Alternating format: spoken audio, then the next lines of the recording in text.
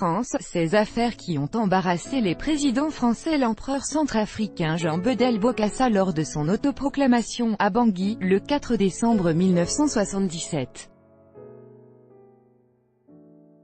AFP, Pierre Guillot. En moins d'une semaine, les révélations se seront accumulées à une vitesse folle sur Alexandre Benalla, jeune homme de 26 ans, mis en cause pour avoir passé à tabac 2 personnes lors d'une manifestation le 1er mai dernier et dont ont été depuis dévoilés les liens qui l'unissaient au président Emmanuel Macron. Mais avant l'affaire Benalla, d'autres affaires d'État, de Ben Barka à Clearstream en passant par les diamants de Bokassa, ont entaché la réputation des chefs d'État français, sans toujours avoir de conséquences politiques pour autant. De Gaulle et l'enlèvement de Ben Barka le 29 octobre 1965, le leader de l'opposition marocaine Mehdi Ben Barka est interpellé par 2 policiers français près de la brasserie Lip à Paris. Cette figure tiers-mondiste, qui vit en exil depuis 1 an et a déjà été condamnée à mort par contumace dans son pays, se trouve dans la capitale française pour y rencontrer les réalisateurs français Michel Fitrani et Georges Figon pour un projet de film sur la décolonisation. La voiture dans laquelle il prend place l'emmène dans la maison d'un truand français à Fontenay-le-Vicomte.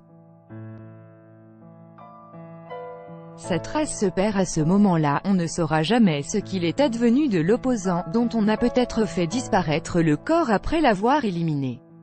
Les soupçons se portent aussitôt sur les services secrets marocains et notamment le général Mohamed Oufkir qui se trouvait à Paris au moment des faits. Le général de Gaulle est furieux et procède à une réorganisation de ses services de renseignement. Mais il estime lors d'une conférence de presse en février 1966 que ce qui s'est passé n'a rien eu que de vulgaire et de subalterne. L'affaire refroidit longuement les relations franco-marocaines, le général de Gaulle allant jusqu'à rappeler son ambassadeur au Maroc. 50 ans plus tard, malgré l'activisme de la famille Ben Barka, la lumière n'a toujours pas été faite sur cette affaire. L'enlèvement du dissident survient à 1 mois et demi de la présidentielle de 1965, au cours de laquelle le président français est mis en ballottage. Mais son mauvais résultat du premier tour s'explique surtout par la répugnance du général à faire campagne. L'affaire Ben Barka n'a eu qu'un impact limité sur ces mauvais résultats.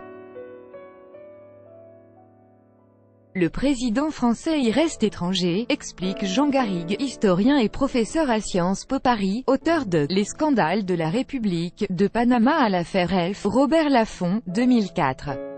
Il préfère circonscrire le problème à un dérapage des services de sécurité et se défausse sur le SDECE, le service de documentation extérieure et du contre-espionnage, ancêtre de la DGSE.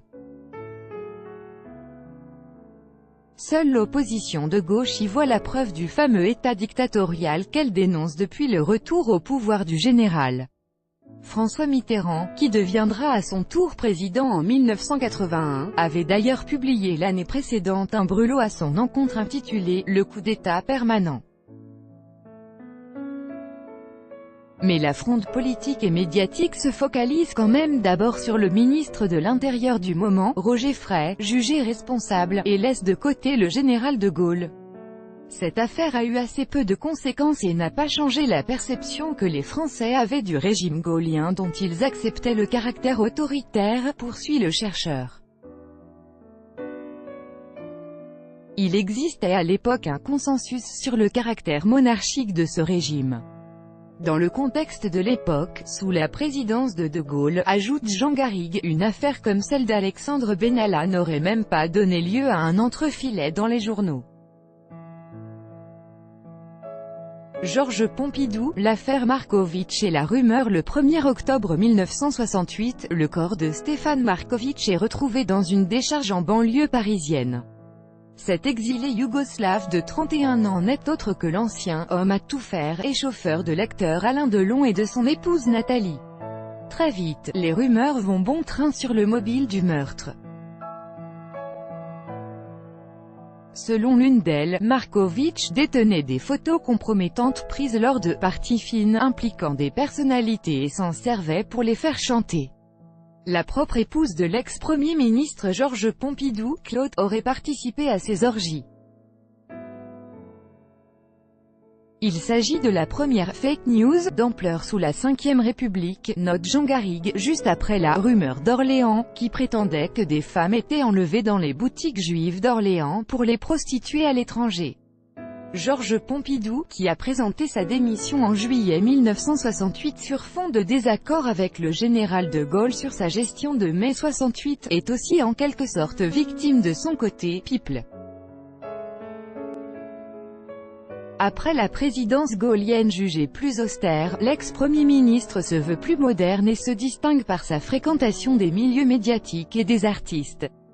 L'affaire n'empêchera pas Georges Pompidou de remporter la présidentielle en 1969, mais l'homme politique en gardera une profonde rancœur envers le général de Gaulle, à qui il reprochera notamment de ne pas l'avoir assez soutenu, mais aussi à certains barons du gaullisme, notamment des gaullistes de gauche, comme René Capitan, qu'il soupçonne d'avoir laissé la rumeur se propager.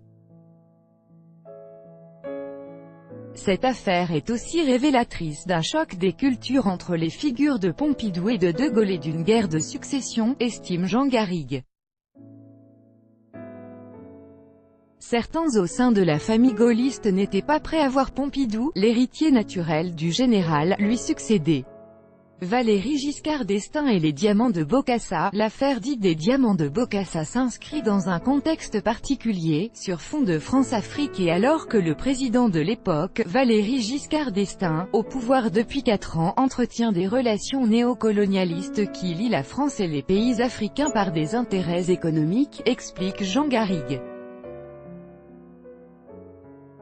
Elle éclate le 10 octobre 1979 quand le Canard enchaîné se fait l'écho de plusieurs cadeaux, dont des plaquettes de diamants, que Jean Bedel Bokassa, empereur autoproclamé de Centrafrique, aurait fait au président Giscard d'Estaing. Ce dernier, grand amateur de safari, s'est rendu à plusieurs reprises en République centrafricaine quand il était ministre des Finances de Pompidou au début des années 1970 puis à nouveau une fois élu à l'Élysée. La révélation tombe mal. 2 semaines plus tôt, la France a mené l'opération Caban qui a permis de déposer le dictateur sanguinaire, accusé de la mort de plusieurs dizaines d'écoliers lors d'une sanglante répression et à qui ses partenaires africains ont progressivement tourné le dos. Cette affaire, poursuit Jean Garrigue, marque l'émergence en France d'un contre-courant médiatique porté par le Canard enchaîné et sur tout le monde, qui reprend les informations du Canard et où certains journalistes du service politique sont très hostiles au pouvoir giscardien. Pour Jean Garrigue, il faut y voir un règlement de compte orchestré par Jean Bedel Bokassa, lequel ne supporte pas d'avoir été lâché par VGE, mais surtout une grave erreur de communication du président de l'époque. Alors que l'on assiste à un véritable mouvement de bascule dans le contrôle de l'information, VGE se défend par ailleurs très mal. Son image d'une présidence de surplomb est contestée, comme sa stratégie de riposte très méprisante, c'est d'ailleurs le mot qu'il emploie pour parler de l'affaire, méprisant, qui n'est plus adapté aux besoins de l'époque, juge Jean Garrigue. Il y a un décalage entre un président figé dans une attitude néo-gaulienne et une société française qui réclame des explications. Si les cadeaux de l'ex-empereur de Centrafrique se sont révélés d'une valeur minime, en tout cas bien loin du chiffre d'1 million de francs évoqué dans un premier temps par le Canard, les conséquences politiques sont dévastatrices. On a tendance à attribuer aux diamants de Bokassa la non-réélection de Valéry Giscard d'Estaing en 1980. Pour Jean Garrigue, c'est en partie vrai. Cette affaire, qui permet de dénoncer vigoureusement la France-Afrique, est fortement instrumentalisée par les gaullistes et Jacques Chirac qui mène une véritable campagne anti-Giscard. Les militants gaullistes s'amusent alors à poser des autocollants couleur diamant sur les yeux de Giscard sur ses affiches de campagne. François Mitterrand et la cellule d'écoute de l'Élysée arrivés au pouvoir en 1981, François Mitterrand met en place 2 ans plus tard une cellule antiterroriste, dirigée par Christian Proto. Placé directement sous la houlette de l'Élysée, ce groupement de sécurité présidentielle, c'est son titre officiel, mettra sous écoute, en toute illégalité, plus de 150 personnalités, dont le journaliste Edoui Plenel, l'actrice Carole Bouquet ou encore l'écrivain Jean Edernalier, qui s'apprêtait à publier dès 1982 un livre sur la fille cachée du président, Mazarine Pinjot, fruit de sa relation avec sa maîtresse Anne Pinjot. François Mitterrand parviendra à faire détruire tous les exemplaires à temps. Au total, plus de 3000 conversations sont enregistrées et archivées, alors qu'en théorie, les écoutes sont réservées à un usage judiciaire. Pour Jean Garrigue, il s'agit d'un authentique abus de pouvoir directement imputable au président de la République, assez différent du cas Benalla qui, en comparaison, relève plus d'un agent qui a outrepassé ses fonctions. Si l'affaire des écoutes de l'Élysée est révélée dès 1992, elle ne donnera lieu à des condamnations en justice qu'en 2004, soit 8 ans après la mort de l'ancien président, qui ne sera donc jamais inquiété. Mais les années Mitterrand sont aussi marquées par le scandale du Rainbow Warrior qui éclate en 1985. Ce navire de l'ONG de défense de l'environnement Greenpeace s'apprêtait à protester contre les essais nucléaires français dans le Pacifique lorsqu'il coule après le déclenchement d'une charge explosive tuant un photographe de l'organisation à son bord. Un faux couple d'agents du renseignement français, les époux Thurange, sont arrêtés à Auckland, en Nouvelle-Zélande, soupçonnés par la police locale d'avoir organisé l'attentat. Accusé d'avoir donné son feu vert, le ministre de la Défense de l'époque, Charles Hernu, doit démissionner. On ne sait pas si François Mitterrand était au courant et il semble même que non, estime Jean Garrigue. Il adopte alors la même attitude que le général de Gaulle avec l'affaire Ben Barka et préfère dénoncer un dysfonctionnement des services de sécurité. Cette affaire, qui relève d'un véritable terrorisme d'État, n'empêchera pas François Mitterrand d'être réélu 3 ans plus tard. Il réussit même à se reconstituer une image de président rassembleur et au-dessus de la mêlée, que l'on surnomme affectueusement « tonton », et alors qu'on parle de « génération Mitterrand ». Il y a une ambiguïté dans la Ve République, poursuit Jean Garrigue. Les Français veulent des résultats, ils plébiscitent une image d'efficacité, de solennité et d'autorité. La tentation est donc grande pour un ministre comme Charles Hernu d'aller au-delà des règles et s'affranchir des règles n'est même pas préjudiciable politiquement.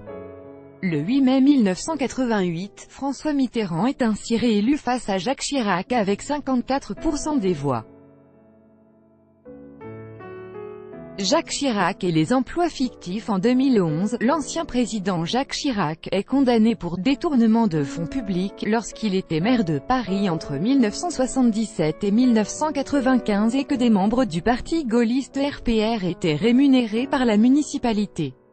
La mairie de la capitale aurait par ailleurs reçu des commissions de la part d'entreprises en l'échange d'attributions d'habitations à loyer modéré, HLM. Dans ces affaires, plusieurs figures du RPR tombent. Mis en cause, Michel Roussin, l'ancien ministre de la Coopération dans le gouvernement de Balladur, démissionne en 1993 avant que le juge ne prononce un non-lieu. Premier ministre de 1995 à 1997, Alain Juppé est condamné en 2004 à 14 mois de prison avec sursis et 1 an d'inéligibilité. De son côté, Jacques Chirac aura longtemps échappé à la justice. Sa condamnation en 2011 au terme d'une saga judiciaire qui aura duré plus d'une décennie aura à peine entaché sa popularité. L'ancien président figure toujours dans le top 50 des personnalités préférées des Français. Pour Jean Garrigue, Jacques Chirac a en fait mis en place un véritable système autour de lui, qui l'a aussi longtemps protégé des poursuites. Le président bénéficie de l'immunité en cours de mandat, ce qui retarde les poursuites dans un premier temps. Jacques Chirac, comme François Mitterrand, bénéficiait de strates de protection autour d'eux, poursuit Jean Garrigue. Il est donc rare que les investigations judiciaires remontent jusqu'à eux dans les affaires car il y a beaucoup d'intermédiaires avant.